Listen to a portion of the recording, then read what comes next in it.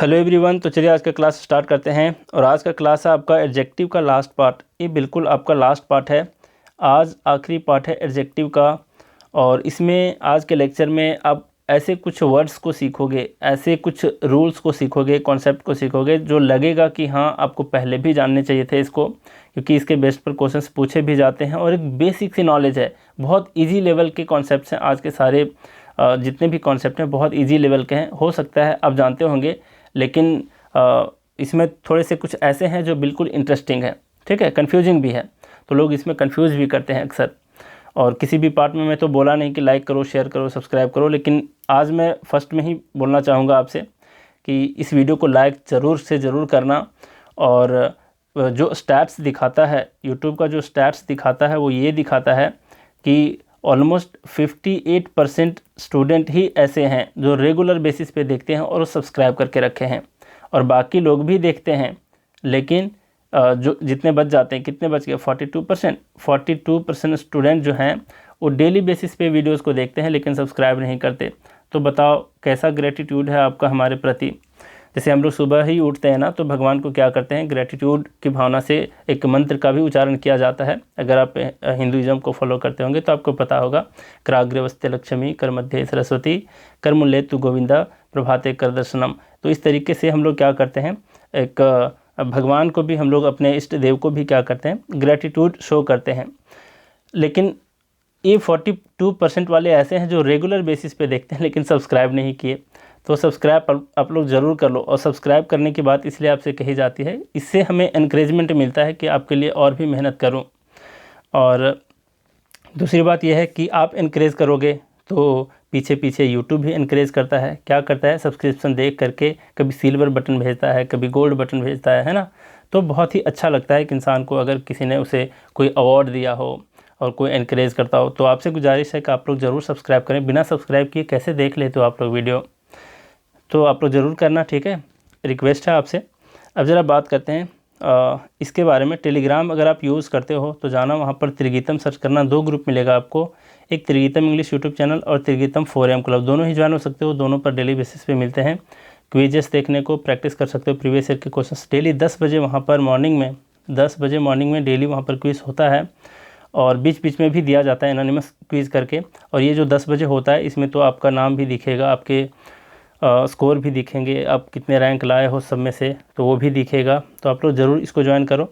और अगर आपको पर्सनल गाइडेंस चाहिए हमसे तो आप इस नंबर पे व्हाट्सअप करोगे और लिखोगे पर्सनल गाइडेंस। कुछ भी नहीं लिखना है कि सर ये कंप्लीट करा दो, वो कंप्लीट करा दो। अपनी पर्सनल डिमांड को नहीं लेकर के जाना है, क्योंकि उतना टाइम नहीं होता कि हर इंडिविजुअल को रिप्लाई दिया जाए। आप सिंपली वहाँ पर लिखना पर्सनल गाइडेंस। अगर मैं मौजूद रहता हूँ तो खुद से भी बातें कर लेता हूँ और मैसेज छोड़ देता हूँ, इसके प्रोसीजर सेंड कर देता हूँ, कैसे ज्वाइन करना है, क्या करना है। इसमें बेसिकली क्या करता हूँ कि टास्क देता हूँ पहले। उस टास्क को अगर आप कंप्लीट करते हो तो उसी टास्क के बेसिस पर आपसे ऑनलाइन टेस्ट लिया जाता है और ये चेक किया जाता है कि आप कितना कुछ सीख रहे हो। रिवीजन का बहुत ज़्यादा इसमें खास ध्यान रखा जाता है। बहुत लोग को मैं ये भी कहता हूँ कि अगर आप ज्वाइन करते हो तो तभी ज्वाइन करो जब आपको कंसिस्टेंट रहना है वहाँ पे। समझ रहे हो बात को। तो कंसिस्टेंसी मेंटेन कराना भी एक इसका पर्पस है, इसलिए तो इसका नाम दिया हूँ पर्सनल गाइडेंस। एक्सक्यूजेज़ ना दो, क्योंकि मैं देखता हूँ, आज ही मैंने एक स्टूडेंट से बात किया, वो उड़ीसा से हैं।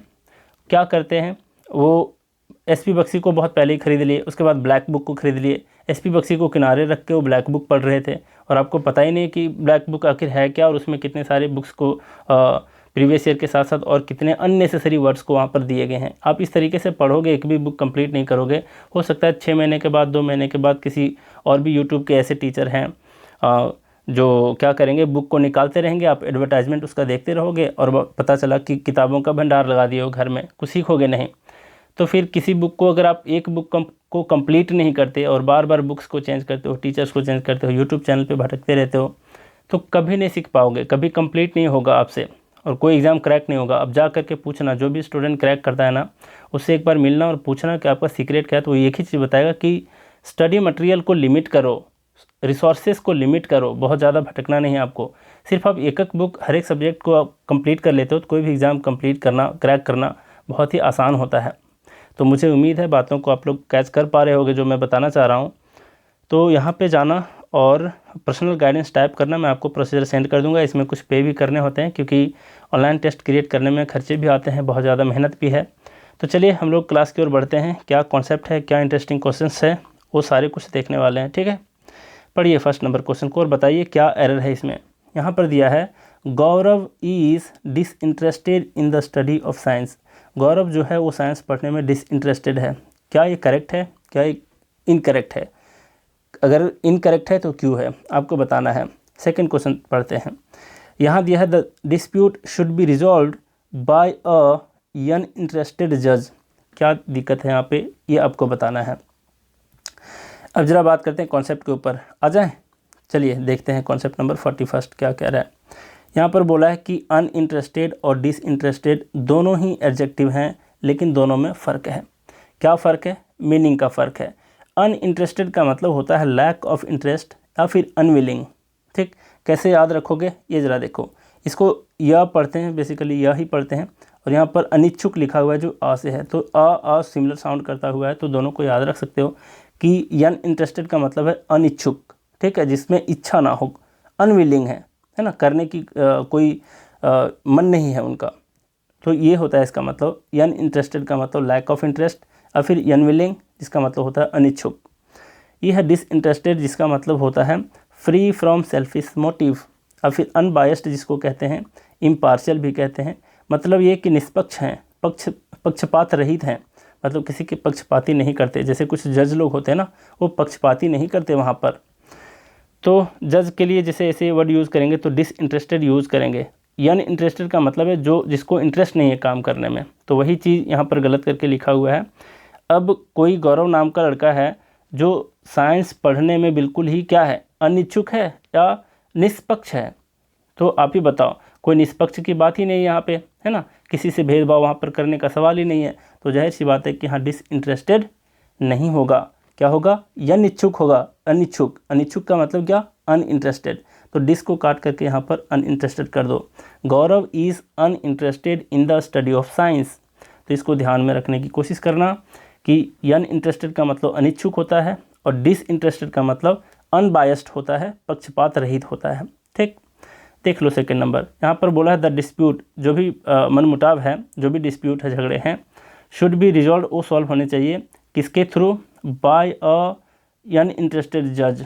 अनइंटरेस्टेड का मतलब क्या हो गया, इसका अनइंटरेस्टेड का मतलब तो होता है अनिच्छुक। तो अनिच्छुक जज थोड़े होता है, जज कभी अनिच्छुक थोड़े होता है कि मुझे आज फैसला नहीं सुनाना है ना, तुम लोग केवल पागल बना रहे हो मुझे, ऐसे तो नहीं कहते। यहाँ पर साफ साफ मीनिंग ये बताना चाह रहा है कि वो जो जज है वो क्या होना चाहिए, बिल्कुल ही निष्पक्ष होना चाहिए। तो निष्पक्ष के लिए वर्ड आता है डिसइंटरेस्टेड। तो अन को काट के यहाँ पर डिस कर दो, तो याद रहेगा। आज के बाद क्या याद रखना है आपको, देख लो, अभी याद कर लो, बाद में आपको टालना नहीं है। यहाँ पर है डिसइंटरेस्टेड जो होगा अनइंटरेस्टेड, और यहाँ पर है अनइंटरेस्टेड जहाँ पर होगा डिसइंटरेस्टेड। और अनइंटरेस्टेड का मतलब क्या होता है, अनिच्छुक, जो इच्छा करने का, किसी चीज़ को करने का इच्छा बिल्कुल नहीं हो। डिसइंटरेस्टेड का मतलब होता है निष्पक्ष, जिसको कहते हैं पक्षपात रहित, है ना, किसी की पक्षपाती ना करे, अनबायस्ड हो। अभी याद कर लो, बाद में मत टालते रहना इसको। चलिए यहाँ तक क्लियर है। 42 नंबर की ओर बढ़ने से पहले भी हम लोग क्या करेंगे, ट्रायल क्वेश्चंस को देखेंगे। मैं ढक देता हूँ कॉन्सेप्ट को। देखो बताओ, यहाँ पर है there are few extant records from the period of Harappa civilization. अब बोल रहा है कि हड़प्पा सिविलाइजेशन के पीरियड से ही यहाँ पर क्या है, कुछ रिकॉर्ड्स हैं, लेकिन वो कैसे रिकॉर्ड्स हैं, एक्सटेंट हैं। अब यहाँ पर एक शब्द यूज हुआ है एक्सटेंट, अब आपको बताना है ये सही है या गलत है। नेक्स्ट क्वेश्चन क्या है, देखो यहाँ पर the coach exceeded the extent of his authority by terminating some of the players. अब यहाँ पर एरर है या नहीं ये बताओ आप पहले। तो मैं आपको बता दूं कि यहाँ भी एरर है। क्या एरर है, इसमें एरर है, क्या दिक्कत है दोनों में, ये आपको बताना है। देखो यहाँ एक्सटेंट है, यहाँ पर एक्सटेंट है, दोनों वर्ड्स एग्जिस्ट करते हैं, दोनों में फ़र्क है। क्या फ़र्क है, सीधा कॉन्सेप्ट पे चलते हैं, वापस क्वेश्चन पे आएंगे। देख लो कॉन्सेप्ट ये बता रहा है आपको कि एक्सटेंट का मतलब है क्या। सबसे पहली बात कि ये एडजेक्टिव है, लेकिन एक्सटेंट जो है ये नाउन है। एक्सटेंट का मतलब होता क्या है, इसका मतलब होता है प्रेजेंट, एग्जिस्टिंग, मतलब वर्तमान, विद्यमान, मौजूद, ये इसका मीनिंग होता है। जो अभी करंट में चल रहा है उसको कहेंगे एक्सटेंट, जो अभी मौजूद है उसको कहेंगे एक्सटेंट। लेकिन एक्सटेंट का मतलब होता है रेंज या फिर लिमिट, सीमा फिर प्रभाव क्षेत्र और फिर विस्तार क्षेत्र, है ना, ये इसका मीनिंग होता है, रेंज और लिमिट, सीमा। अब जरा आप मुझे बताओगे कि अब एरर दिख रहा है उसमें? बिल्कुल दिखना चाहिए, एकदम साफ साफ दिखना चाहिए। क्या एरर है देखो, यहाँ पर बोला है एक्सटेंट जो है इसका मतलब तो हो गया आपका रेंज और लिमिट, तो क्या सीमा रिकॉर्ड्स है? सीमा रिकॉर्ड्स है हड़प्पन पीरियड का? यहाँ पर ऐसा तो नहीं बताना चाह रहा, यहाँ पर बताना चाह रहा है कि हड़प्पन पीरियड का ही कुछ क्या है, रिकॉर्ड्स अभी मौजूद है, ये बताना चाह रहा है ना? जी हाँ, बिल्कुल यही मीनिंग निकल रहा है। यहाँ पर रेंज और लिमिट वाला मीनिंग तो निकल ही नहीं रहा, तो अभी मौजूद है, विद्यमान है अभी भी, तो उसके सेंस में आप क्या यूज़ करोगे? एक्सटेंट को काट के एक्सटेंट करो। फिर यहाँ पर बोला है एक्सटेंट ऑफ हिज अथॉरिटी, मतलब कोई कोच है जो अपने लिमिट को क्रॉस कर चुका है, एक्सीड कर चुका है, पार कर चुका है ना, यही बताना चाह रहा है। तो उसके अथॉरिटी के एक्सटेंट मतलब वर्तमान को क्रॉस कर चुका है? नहीं ना, इसका मतलब ये बताना चाह रहा है कि वो अपने सीमा को एक्सीड कर चुके हैं। तो सीमा के सेंस में अगर यहाँ पर मीनिंग निकल रहा है तो यहाँ एक्सटेंट नहीं होगा, यहाँ पर एक्सटेंट होगा। समझ गए? बिल्कुल क्लियर है। दूसरे तरीके से आप ये भी सोच सकते हो कि आखिर यहाँ पर एक्सटेंट क्यों होना चाहिए था? एक्सटेंट इसलिए होना चाहिए था, यहाँ पर इसलिए होना चाहिए था एक्सटेंट, क्योंकि एक्सटेंट एक नाउन है और नाउन के पहले ही हम लोग द का प्रयोग करते हैं। जैसे आप कहोगे कि सर हम लोग कभी कभी तो द का प्रयोग क्या करते हैं, डिटरमाइनर जो होता है उसका प्रयोग हम लोग कभी कभी एडजेक्टिव के पहले भी करते हैं। जैसे मैं कहूँ कि he is the greatest man of India, ऐसे कहेंगे तो द ग्रेटेस्ट लिखा, क्या लिखा? The greatest man of India, ऐसे करके लिखे। ग्रेटेस्ट आपका क्या है? एडजेक्टिव है, ये नाउन है और ये द है। तो ये जो द है ना, ये क्या कर रहा है? इस नाउन को क्वालिफाई करने के लिए लिखा गया है, समझ रहे हो? लेकिन यहाँ पर जो सेकंड में है, सेकंड में एक्सटेंट अगर रहता, अगर इस वाले एक्सटेंट को देख लो फिर से, अगर ये एक्सटेंट आपका एडजेक्टिव होता, है ना, अगर यहाँ पर एक्सटेंट तो एडजेक्टिव ही है, सॉरी एडजेक्टिव ही है आपका एक्सटेंट, है ना, एक्सटेंट आपका एडजेक्टिव है, और एडजेक्टिव के बाद कोई नाउन आया है क्या? नहीं आया ना, तो फिर ये द किसको क्वालिफाई कर रहा है? तो इस तरीके से भी आपको कैच करना था कि यहाँ पर नाउन होना चाहिए था। समझ रहे हो बात को? तो नाउन तो ये है नहीं, ये खुद में क्या है? एडजेक्टिव है, इतना आपको ध्यान में रखना पड़ेगा। तो द एक्सटेंट की जगह पर द एक्सटेंट करो। क्लियर? तो दो तरीके से इसको हम लोग क्या कर सकते थे? गलत कर सकते थे। पहला मीनिंग के हिसाब से कि यहाँ पर एक्सटेंट है, जिसका मीनिंग ही होता है क्या?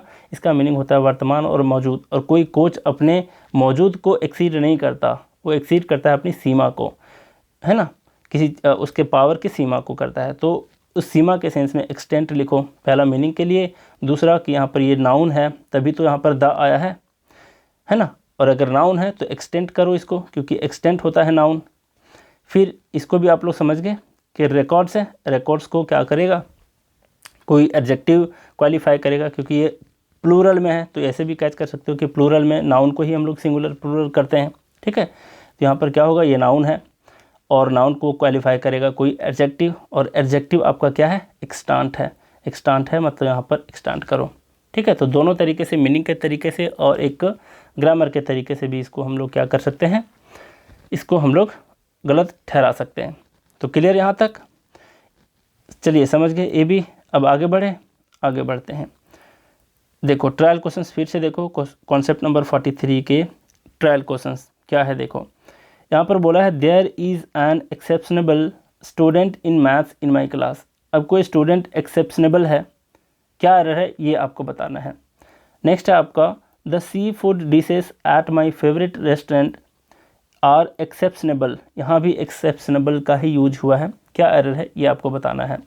नेक्स्ट आपका Raju was punished for his exceptional behaviour in the class. अब आपको बताना है कि क्या एरर है क्या नहीं है, ठीक। सोचो और ज़रा बताओ। फिर चलते हैं कॉन्सेप्ट की ओर, उसके बाद वापस आएंगे ट्रायल क्वेश्चंस की ओर। देखो कॉन्सेप्ट क्या कह रहा है। यहाँ कह रहा है कि एक्सेप्शनल का मतलब होता क्या है। सबसे पहली बात कि ये दोनों ही एडजेक्टिव हैं, और एक्सेप्शनल का मतलब होता है रेयर, आउटस्टैंडिंग, मतलब दुर्लभ, असामान्य प्रकृति का, असाधारण कोई चीज़ होती है, और फिर कोई व्यक्ति होता है तो उसके लिए हम लोग एक्सेप्शनल यूज़ करते हैं, ठीक। यहाँ पर एक्सेप्शनेबल, एक्सेप्शनेबल का मतलब होता है ऑब्जेक्शनेबल, ऑब्जेक्शनेबल का मतलब जिस पर हम लोग ऑब्जेक्ट कर पाएँ, आपत्ति जता सकें, इसको कहते हैं आपत्तिजनक। तो ये दोनों में फ़र्क है। अब ज़रा बताओ, यहाँ पर बोला है कि कोई स्टूडेंट है मेरे क्लास में जो बिल्कुल ही आपत्तिजनक स्टूडेंट है मैथ्स में, ऐसा तो नहीं कहते ना। किसी ब्रिलियंट स्टूडेंट के लिए ही हम लोग ऐसा यूज़ करते हैं, तो आपत्तिजनक का शब्द का इस्तेमाल आप कर ही नहीं सकते। यहाँ पर क्या करोगे, एक्सेप्शनल, असाधारण प्रकृति का एक स्टूडेंट है जो बिल्कुल ही इंटेलिजेंट होगा, जाहिर सी बात है। तो एक्सेप्शनेबल को काटो और यहाँ पर क्या लिखो, एक्सेप्शनल। ठीक है, यहाँ पर लिखोगे एक्सेप्शनल। करेक्ट है यहाँ तक। नेक्स्ट है आपका कि मेरे फेवरेट रेस्टोरेंट में क्या है, एक्सेप्शनेबल फूड है, सी फूड डिशेस है। ये भी गलत है। क्यों, रेस्टोरेंट का जो हम लोग यूज़ कर रहे हैं, तो यहाँ पर देखो वहाँ का फूड तो दोनों चीज़ हो सकता है, आपत्तिजनक भी हो सकता है और दूसरे सेंस में अगर कहें तो बहुत ही असामान्य हो सकता है, बहुत ही अच्छी क्वालिटी का हो सकता है। लेकिन यहाँ पर अच्छे क्वालिटी की बात ही हम लोग करेंगे, यहाँ पर आपत्तिजनक नहीं कहेंगे। कोई बताएगा मुझे कमेंट में कि आखिर क्यों यहाँ पर एक्सेप्शनेबल आपत्तिजनक को यूज़ नहीं कर सकते, जबकि किसी रेस्टोरेंट, जो रेस्टोरेंट होता है उसका फूड जो है आपत्तिजनक भी हो सकता है और फिर असामान्य तो हो ही सकता है, लेकिन आपत्तिजनक भी हो सकता है। तो कैचिंग वर्ड यहाँ पर एक चीज़ दिया है, फेवरेट। फेवरेट लिखा है, इसका मतलब जाहिर सी बात है कि आप किसी फेवरेट रेस्टोरेंट में गए हो तो उसका वो आपका फेवरेट तभी है जब वहाँ का फूड जो है बिल्कुल ही एक्सेप्शनल होता है, दुर्लभ होता है, बिल्कुल ही असामान्य होता है। समझ रहे हो। तो यहाँ पर एक्सेप्शनेबल नहीं होगा। अगर आपत्तिजनक होता तो वो रेस्टोरेंट जो है वो आपके लिए फेवरेट हो ही नहीं सकता था। समझ गए बात को। तो यहाँ पर एक्सेप्शनेबल को हटा करके फिर से लिखना पड़ेगा क्या, यहाँ पर एक्सेप्शनल लिखना पड़ेगा आपको। क्लियर है, सारे कॉन्सेप्ट क्लियर हैं। नेक्स्ट है Raju was punished for his exceptional. अब अगर कोई असाधारण बिहेवियर है क्लास में तो उसके लिए भला कौन उसको पनिश करेगा। असाधारण का मतलब यहाँ पर ये है, रेयर का मतलब, एक्सेप्शनल का मतलब ये है कि वो बिल्कुल ही अच्छे क्वालिटी का है। समझ रहे हो। तो अगर अच्छे क्वालिटी का बिहेवियर है उसके पास तो भला उसे कोई क्यों पनिश करेगा। तो जाहिर सी बात है यहाँ पर एक्सेप्शनल नहीं होगा, यहाँ पर एक्सेप्शनेबल होगा या फिर ऑब्जेक्शनेबल भी कह सकते हो। आपत्तिजनक बिहेवियर की वजह से क्या किया गया उसे, ऑब्जेक्शनेबल। ठीक है, तो एक्सेप्शनेबल होगा या फिर ऑब्जेक्शनेबल। आपत्तिजनक बिहेवियर के लिए ही किसी को पनिश किया जाता है, ना कि उसे उसके अच्छे बिहेवियर के लिए। तो समझ गए, बिल्कुल क्लियर है। यहाँ पर क्या होगा, there is an exceptional student in maths in my class. ठीक है। नेक्स्ट है यहाँ पर सेकेंड नंबर में, the seafood dishes at my favourite restaurant are exceptionable नहीं होगा, एक्सेप्शनल होगा। थर्ड में है Raju was punished for his exceptionable या फिर objectionable behaviour in the class, ये होगा। तो दोनों के बीच आपको फ़र्क समझ में आता होगा और समझ भी गए होगे, याद भी हो गया होगा। नहीं याद हुआ है तो मैं फिर से ट्राई करता हूँ दोहराने का। देखो मैं बार बार चीज़ों को इसलिए रिवाइज करने बोलता हूँ ना। आप लोग भगवान बुद्ध के बारे में जानते हो। भगवान बुद्ध के बारे में ऐसा कहा जाता है, उनके शिष्यों के द्वारा जो भी लिखा गया है, ये कहा गया है कि उनके पास जो भी भक्त पहुँचता था वो पता है एक सेंटेंस को मिनिमम 2 बार ज़रूर बोलते थे।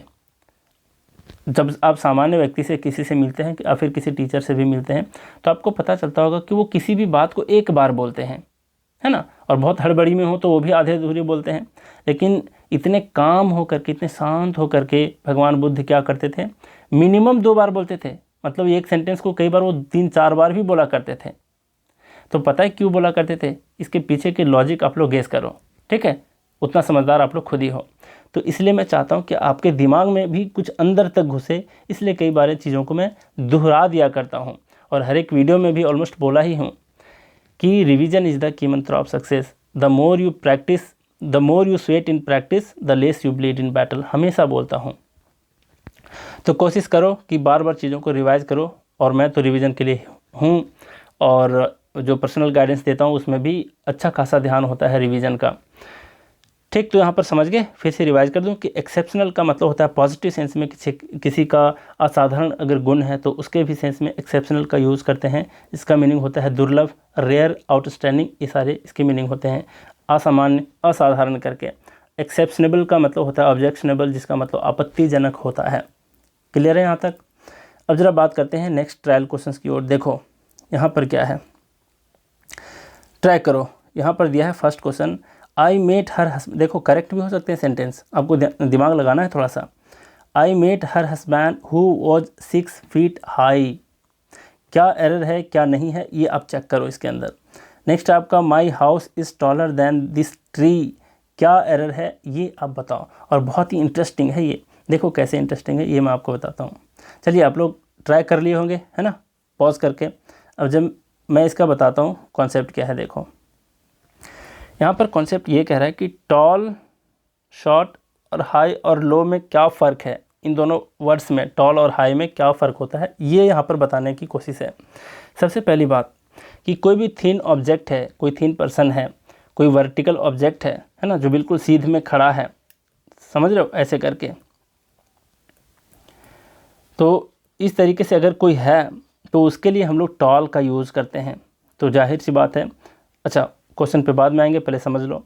दूसरा जो सेंस होता है इसका कि जब भी हाइट उसके विड्थ से, विड्थ कहने का मतलब है उसके चौड़ाई से, अगर उसका हाइट अधिक है तब हम लोग टॉल और फिर शॉर्ट का यूज़ करते हैं। और हाई और लो जो होता है इसका यूज़ हम लोग तब करते हैं खास करके हॉरिजॉन्टल ऑब्जेक्ट के लिए, जब उसका किसी का विड्थ जो है वो हाइट से ज़्यादा हो, मतलब मोटाई ज़्यादा है और लंबाई कम है, समझ रहे हो, तब हम लोग यूज़ करते हैं हाई और लो का। अभी मैं आपको एग्जांपल के थ्रू भी बताऊंगा। अब इतना कॉन्सेप्ट पढ़ के आप थोड़ा सा दिमाग लगाओ। कोई भी व्यक्ति है, देख लो यहाँ पर एक जो किसी के हस्बैंड से हम लोग मिले हैं, तो ये क्या है, इनका ज़्यादा हाइट होगा और फिर बहुत ज़्यादा ये चौड़े होंगे ऐसे करके, जाहिर सी बात है इसको शो करने के लिए कहा गया है। तो टॉल का इस्तेमाल करेंगे ना कि हाई का। तो यहाँ पर 6 फीट टॉल लिखो, पहली बात। दूसरी बात यहाँ पर देखो, my house is taller then this tree, मान लिया जाए एक ट्री है यहाँ पर, ठीक है, जो भी एक ट्री है और ये आपका हाउस है, यहाँ पर देखो हाउस। तो ट्री को हम लोग ज़्यादा क्या करते हैं, टॉल के सेंस में लेते हैं है ना, क्योंकि ये वर्टिकल खड़ा है और यहाँ पर ये आपका मकान है। अगर ये आपका मकान है तो ये देखो इसकी चौड़ाई ज़्यादा है, ना कि ये बहुत ज़्यादा टॉल होता है ऐसे, है ना।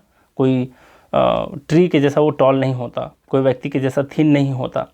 तो इससे भी हम लोग क्या सेंस कर पा रहे हैं, इससे ये सेंस कर पा रहे हैं कि इसके लिए यूज होगा आपका टॉलर नहीं, इसका हायर लिखेंगे, है ना। क्यों हायर लिखेंगे, क्योंकि वहाँ पर विड्थ ज़्यादा है उस हाउस का, हाइट से ज़्यादा, समझ रहे हो। थोड़ा बहुत कॉन्सेप्ट क्लियर है, नहीं है तो आगे के कॉन्सेप्ट को देखो, इसी के बेस्ट पर है। यहाँ पर देखो इसको समझाया हूँ अच्छे से पिक्चर के थ्रू। हाई और टॉल, देखो यहाँ पर दो ऑब्जेक्ट है, एक तो ट्री है और एक दूसरा भी स्ट्रक्चर है। यहाँ पर विड्थ क्या है, ज़्यादा है ना, देख रहे हो विड्थ ज़्यादा दिख रहा है आपको, जी हाँ बिल्कुल दिख रहा है। तो अगर ये विड्थ ज़्यादा दिख रहा है तो जाहिर सी बात है कि यहाँ पर हाई शब्द का इस्तेमाल करेंगे। यहाँ पर ये इसका चौड़ाई ज़्यादा दिख रहा है आपको और फिर लंबाई, तो जाहिर सी बात है चौड़ाई दिख रही है ज़्यादा, तो यहाँ पर हाई नहीं टॉल शब्द का इस्तेमाल करेंगे। बिल्कुल क्लियर है। अब आपको यहाँ पर बताना है, यहाँ पर दो व्यक्ति हैं, यहाँ पर दो व्यक्ति हैं, एक है आपका, चलिए ये बी है और ये आपका ए है। अब मैं आपके लिए कुछ क्वेश्चन देता हूँ। देखो फर्स्ट नंबर क्वेश्चन क्या है, यहाँ पर फर्स्ट नंबर क्वेश्चन है कि ए इज़, आपको फिल इन द ब्लैंक करना है, ठीक है, दैन बी, आपको लिखना है हायर और फिर टॉलर, ये ऐसा आपको लिखना है, हायर और टॉलर और फिर शॉर्टर और फिर लोअर, ऐसे करके आपको लिखना है। सेकंड क्वेश्चन आपके लिए देखो, यहाँ पर है बी इज़ देन ए, क्या लिखोगे जल्दी बताओ, दोनों का आंसर देना है आपको। तो जाहिर सी बात है दिख रहा है कि ये जो है ये छोटा है, तो छोटा के लिए क्या यूज़ करोगे, यहाँ पर लोअर यूज़ करोगे या शॉर्टर यूज़ करोगे, जाहिर सी बात है शॉर्टर। क्यों, क्योंकि ये इससे छोटा है ना, और किसी व्यक्ति के सेंस में हम लोग चौड़ाई नहीं देखते, उसका लंबाई ही देखते हैं। तो जाहिर सी बात है अगर चौड़ाई नहीं देखते तो हाई का इस्तेमाल नहीं करेंगे, टॉल का इस्तेमाल करेंगे, है ना। और टॉल है तो टॉल का जो एंटोनिम होता है वो शॉर्टर होता है, और ये इससे छोटा भी है, तो यहाँ क्या लिखेंगे, शॉर्टर दैन बी, करेक्ट है। इसी तरीके से बी जो है जाहिर सी बात है ये से क्या है, ज़्यादा लंबा है ना, लंबा है तो इसके व्यक्ति के सेंस में हम लोग चौड़ाई नहीं लेते, है ना, तो हाई का यूज़ तो करेंगे नहीं, हम लोग टॉल का यूज़ करेंगे। तो क्या लिखेंगे, B is taller than A, correct है। यहाँ तक करेक्ट है। चलिए एक और टास्क मैं देता हूँ आपको। मान लिया जाए यहाँ पर जगह है खाली, ये छोटा बच्चा जो है ना, ये जो पूरा मुस्कुरा रहा है, इन दोनों को मैं फिर से छापता हूँ देखो। लेकिन इस बार क्या करता हूँ, उसे मैं लंबा कर देता हूँ। किस तरीके से लंबा, ये थोड़ा ध्यान से देखने की कोशिश करना। मान लो ये फ्लोर है, यहाँ पर मैं एक आपका टेबल रख दिया हूँ, ठीक।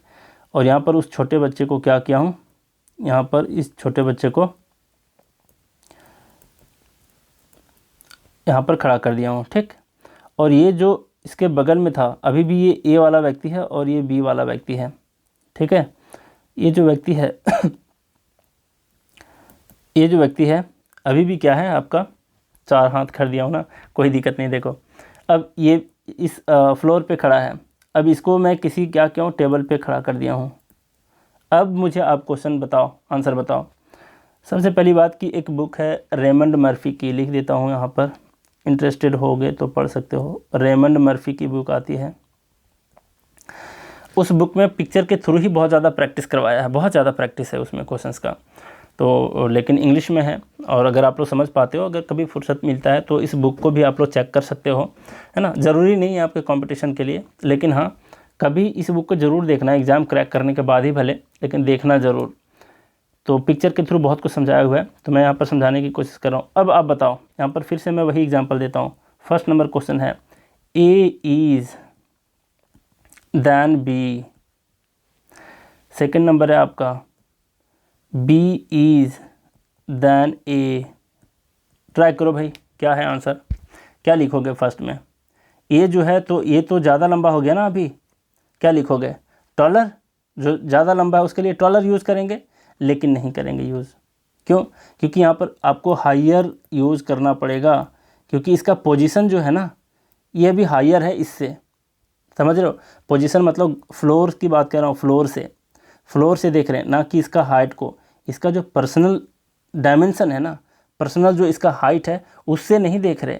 अगर किसी का पर्सनल हाइट यूज़ किया जाए तो वहाँ पर हमेशा टॉलर यूज़ करना। एक और कॉन्सेप्ट लिख लो अगर नोट्स बना रहे हो तो, कि अगर किसी का पर्सनल डायमेंशन को यूज़ किया जाए, किसी बिल्डिंग भी हो सकता है, कोई ट्री भी हो सकता है, कोई व्यक्ति भी हो सकता है, अगर पर्सनल डायमेंशन को देखा जाए तो उस समय क्या करोगे, टॉल शब्द का इस्तेमाल करोगे।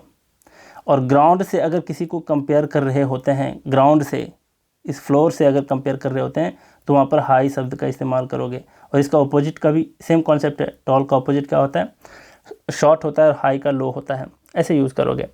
तो अब मुझे आप बता दो, ग्राउंड से कर रहे हो ना, ग्राउंड से कंपेयर कर रहे हो इस व्यक्ति से, ये वाले व्यक्ति को हम ग्राउंड से मेजर कर रहे हैं ना, यहाँ से, इसके पर्सनल को नहीं बोल रहे हैं, पर्सनल डायमेंशन को नहीं देखा जा रहा है।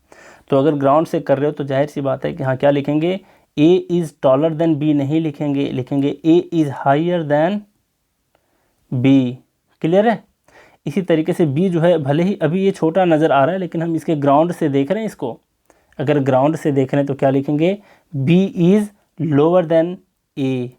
ठीक है, ये छोटा नहीं है, पर्सनल डायमेंशन अभी भी इसका इससे बड़ा ही है बी वाले का, लेकिन इसका पोजीशन जो है ग्राउंड से ये छोटा हो चुका है। तो इस केस में हम लिखेंगे बी इज़ लोअर देन ए। तो यहाँ पर कंक्लूजन यही है कि जब भी ग्राउंड से कंपेयर किया जाए, है ना, तो वहाँ पर हाई शब्द का इस्तेमाल करेंगे, और पर्सनल डायमेंशन की बात किया जाए तो वहाँ पर टॉल शब्द का इस्तेमाल करेंगे। क्लियर, यही कॉन्सेप्ट है इसका। Excuse me. अब ज़रा देखिए, क्लियर, ये फिर से एक बार दोहरा दूँ।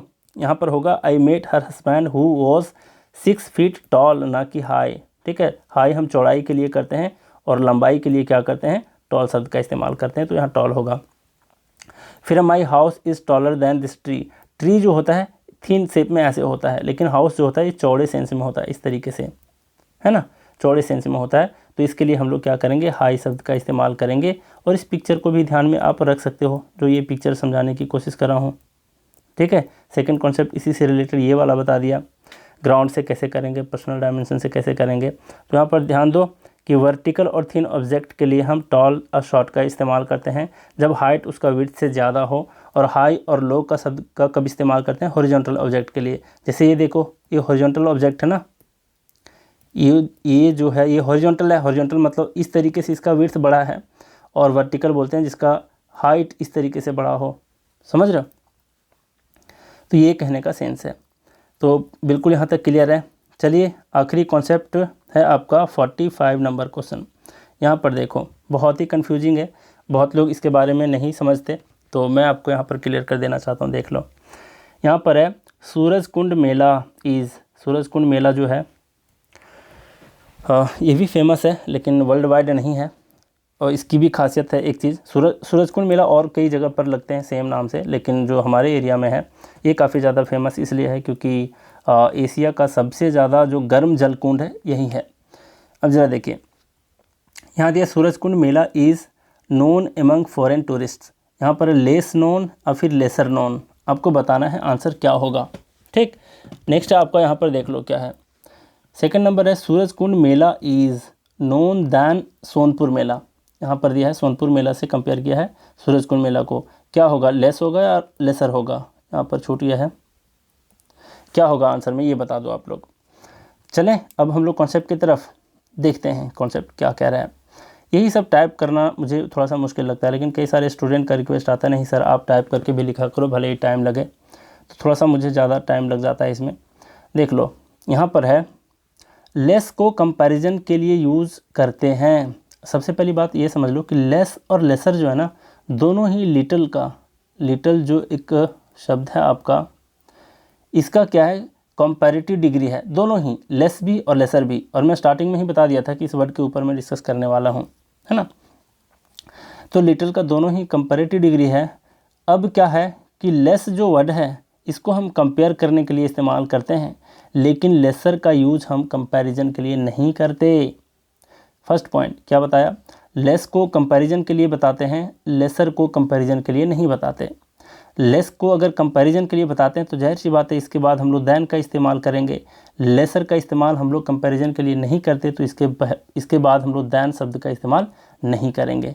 क्लियर, फिर से देख लो, लेस का यूज़ करेंगे कंपैरिजन के लिए तो इसके साथ दैन आता है कंपैरिजन में, है ना। लेसर जो है इसका यूज़ हम लोग भले ही ये कंपैरेटिव डिग्री का ही है लेकिन कंपैरिजन के लिए सब इसका इस्तेमाल नहीं करते। जैसे कुछ लैटिन वर्ड्स भी मैंने बताए थे कि ये सारे क्या हैं, ये शो करते हैं, ये बताते हैं कि कंपैरिजन को बताते हैं लेकिन उसके बाद दैन का इस्तेमाल नहीं करते। और दूसरी बात ये कंपैरिजन को भले ही बताते थे, 8 लैटिन वर्ड्स होते हैं ना ऐसे, जूनियर सीनियर ऐसे सुपीरियर करके, तो वो सारे वर्ड्स भले ही ये बता रहा होता है, उसका मकसद ये होता है कंपेयर करना ही होता है, लेकिन वो कंपैरेटिव डिग्री के नहीं होते। लेकिन यहाँ थोड़ा सा उल्टा है, ये दोनों ही कंपैरेटिव डिग्री के हैं, जिसमें से लेस कंपैरिजन को बताता है लेकिन लेसर जो है ये कंपैरेटिव डिग्री के होते हुए भी कंपैरिजन को नहीं बताता। अब नहीं बताएगा तो इसके बाद हम दैन का इस्तेमाल करेंगे ही नहीं। क्लियर यहाँ तक। सेकंड पॉइंट है कि अगर लेसर का इस्तेमाल हम लोग नहीं करते हैं कंपैरिजन के लिए तो किसके लिए करते हैं, तो इसको हम किसी शब्द के को एम्फेसाइज करने के लिए करते हैं। एम्फेसाइज का मतलब जोर देने के लिए, किसी शब्द के ऊपर जोर देने के लिए हम लोग क्या करते हैं, इसका इस्तेमाल करते हैं। ठीक है, और इसके बाद हम लोग दैन का यूज़ नहीं करेंगे। यहाँ तक क्लियर है। फिर से दोहरा देता हूँ ताकि अब कभी ना भूलो, लेस और लेसर दोनों ही लिटल का कंपैरेटिव डिग्री है, लेकिन लेस का यूज हम लोग करते हैं कंपैरिजन के लिए, लेसर का एम्फेसाइज करने के लिए। अगर लेस का हम लोग करते हैं कंपैरिजन के लिए तो इसके बाद दैन आएगा, और इसका इस्तेमाल, लेसर का इस्तेमाल हम लोग नहीं करते कंपैरिजन के लिए तो इसके बाद हम लोग दैन का इस्तेमाल नहीं करेंगे। ठीक, बस इतना ही सा कॉन्सेप्ट है जो यहाँ पर लिखा हुआ है आपके बीच, इसको पढ़ सकते हो आप। अब ज़रा बात करते हैं, देखो क्या है यहाँ पर, क्या आंसर होगा। यहाँ पर Surajkund Mela is known among foreign tourist. अब बताओ सूरज कुंड मेला को किसी और मेले के साथ यहाँ पर कंपेयर किया जा रहा है? नहीं किया जा रहा। इस सूरज कुंड मेला को हम लोग एम्फेसाइज कर रहे हैं कि इसे फॉरेन टूरिस्ट के बीच ये बहुत ज़्यादा वेल नोन नहीं है ना, नहीं जाना जाता है। तो आप क्या करोगे, जब कंपैरिजन कर ही नहीं रहे तो जाहिर सी बात है कि हम लोग लेसर का यूज़ करेंगे। करेक्ट, यहाँ पर लेसर होगा आपका। फिर से देखो सेकंड नंबर क्वेश्चन यहाँ पर बोला है Suraj Kund Mela is known then Sonpur मेला, मतलब सोनपुर मेला से कम ये क्या है, कम नोन है ना, किससे, सोनपुर मेला से। तो क्या इस्तेमाल करोगे, दो के बीच यहाँ पर कंपैरिजन कर रहे हैं ना, सूरज कुंड मेला और सोनपुर मेला से कंपेयर कर रहे हैं तो जाहिर सी बात है कि लेस का ही इस्तेमाल करेंगे। ठीक है, समझ रहे हो। और वैसे भी लेस का अगर यहाँ पर दैन को देखें तो जाहिर सी बात है दैन को देखते ही क्या कर देना है आपको, दैन को देखते ही लेस यहाँ पर लिख देना है। ऐसे ही फिल इन द ब्लैंक्स के क्वेश्चंस पूछे जाते हैं और क्लोज टेस्ट वगैरह पूछे जाते हैं। तो मुझे उम्मीद है कि बिल्कुल ही आज के लेक्चर से आप लोग बहुत कुछ सीखे और आज आपका चैप्टर कंप्लीट हो जाता है, बहुत ही अच्छे ढंग से कंप्लीट हो जाता है। ठीक, अगर किसी को किसी पीएचडी लेवल का भी कोई ऐसा क्वेश्चन दिख जाता है एडजेक्टिव से रिलेटेड, आप मेरे से पूछ सकते हो, एकदम बिंदास होकर के डिस्कस करेंगे हम लोग, है ना। पीएचडी लेवल कहने का मतलब लोग ओवर हाइप कर देते हैं कि नहीं तुम्हें पीएचडी करने हैं क्या, क्यों पूछ रहे हो, लेकिन डाउट है तो बताना ही चाहिए, कोई ऐसी बात नहीं है ना। अब टीचर के पास टाइम की कमी हो तो उसकी बात अलग है, लेकिन अगर वो जानते हैं तो उन्हें बताने चाहिए। अब ज़रा बात करते हैं, देखो आगे देखो, ये सारे को समझ गए आप लोग। एक बार मैं रिकैप करवा देता हूँ, आखिरी क्लास है, देख लो। रिकैप मैं यहाँ से करवाता हूँ कि इस पर्सनल गाइडेंस को आप लोग ज़रूर ज्वाइन करो अगर नहीं किए हो तो, और वीडियो को लाइक भी करो, सब्सक्राइब किए बिना मत देखा करो, अच्छा नहीं लगता यार। अब ज़रा सा देखो, ट्रायल क्वेश्चंस हैं आपके लिए। क्वेश्चन छोड़ो, अभी मैं कॉन्सेप्ट बता देता हूँ। यानी इंटरेस्टेड जो है, जिसका मतलब होता है लैक ऑफ इंटरेस्ट, या फिर अनविलिंग जिसको अनिच्छुक कहते हैं। डिसइंटरेस्टेड का मतलब होता है, डिसइंटरेस्टेड का मतलब होता है आपका फ्री फ्रॉम सेल्फिश मोटिव, या फिर अनबायस्ड, या फिर इम्पार्शियल जिसको कहते हैं निष्पक्ष। अब यहाँ पर देखो दोनों ही एडजेक्टिव हैं। नेक्स्ट जो वर्ड्स हैं ये हैं आपके एक्सटेंट और एक्सटेंट। एक्सटेंट है आपका एडजेक्टिव और एक्सटेंट है आपका नाउन। अब ध्यान देना, ये एक्सटेंट है और एक्स से ये भी है ना। ये जो एक्स है इसका मतलब मौजूद होता है, लेकिन ये एक्स है यहाँ पर दे दिया है जिसका मतलब होता है ना मौजूदगी, समझ रहे हो, मतलब जो विलुप्त हो चुका है। तो इसमें आप कंफ्यूज भी करोगे, इसलिए मैं लिख दिया हूँ कि इस एक्सटेंट का एंटोनिम होता है एक्सटेंट। बहुत लोग क्या करते हैं, एक्स को देखते ही सोच लेते हैं कि अच्छा किसी आउट वाले चीज़ों के बारे में बता रहा है, रूट वर्ड पढ़े होते हैं तो लगता है कि एक्सटेंट एक वर्ड आ गया, अरे भाई चलो इसका मतलब ही कोई बाहर से रिलेटेड होगा। नहीं, ये एक्सटेंट जैसा नहीं है, ये इसका मतलब जस्ट उल्टा होता है, विद्यमान होता है। ठीक है, तो इसी कन्फ्यूजन को दूर करने के लिए साथ में लिख दिया हूँ ताकि आप कन्फ्यूज ना करो। तो यहाँ पर प्रेजेंट है, इसका मतलब एग्जिस्टिंग होता है, जिसका मतलब वर्तमान, विद्यमान और मौजूद होता है किसका, एक्सटेंट का। एक्सटेंट है, इसका मतलब रेंज होता है, लिमिट होता है, सीमा होता है, प्रभाव क्षेत्र होता है और विस्तार क्षेत्र भी होता है इसका मीनिंग। क्लियर।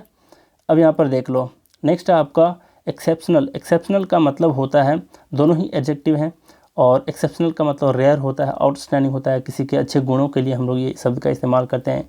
दुर्लभ, असामान्य और असाधारण गुण के सेंस में एक्सेप्शनल यूज़ करते हैं। लेकिन एक्सेप्शनेबल का मतलब ऑब्जेक्शनेबल होता है, जिसका मतलब आपत्तिजनक होता है। आपत्तिजनक का मतलब फेवरेबल चीज़ नहीं है वो, करेक्ट। अब यहाँ तक क्लियर है आपका। अब 44 नंबर में देखो क्या बोला है, यहाँ पर बोला है कि टॉल और हाई में क्या फ़र्क है। टॉल कह रहा हूँ तो इसके साथ शॉर्ट और लो को खुद ही समझ लेना। तो टॉल और हाई का मतलब है कि जब वर्टिकल या थिन ऑब्जेक्ट के लिए हम लोग टॉल का इस्तेमाल करते हैं, जैसे किसी व्यक्ति के लिए। यहाँ पर हाइट जब क्या हो, विड्थ से ज़्यादा हो, है ना, तो हम लोग टॉल का इस्तेमाल करते हैं। हाई, जो यहाँ पर हाई है इसका इस्तेमाल करते हैं हॉरिजॉन्टल ऑब्जेक्ट के लिए, मतलब जो इस तरीके से फैला हुआ है। फिर यहाँ पर जब विड्थ जो है वो हाइट से ज़्यादा हो तब इस्तेमाल करते हैं हाई का। देख लो फिर से वही एग्जांपल है, यहाँ पर हॉरिजॉन्टली ये बहुत ज़्यादा है और ये इधर की ओर बढ़ा है, मतलब ये वर्टिकल है, तो यहाँ पर हम लोग टॉल का इस्तेमाल करेंगे। और ये हॉरिजॉन्टल ये क्या हुआ है, एक्सटेंड किया है, आगे बढ़ा है, तो इसके लिए हम लोग हाई का यूज़ करेंगे। ठीक है। और एक कॉन्सेप्ट मैं एक्स्ट्रा बताया था कि जब ग्राउंड से हम लोग क्या करेंगे, किसी को कंपेयर करेंगे तो हम लोग हाई का इस्तेमाल करेंगे। हाई का मतलब मान लिया जाए ये है आपका ग्राउंड, और इसके सेंस में हम लोग अगर किसी को क्या करते हैं, मेजर करते हैं, तो वो क्या कहलाएगा, वो कहलाता है हाई।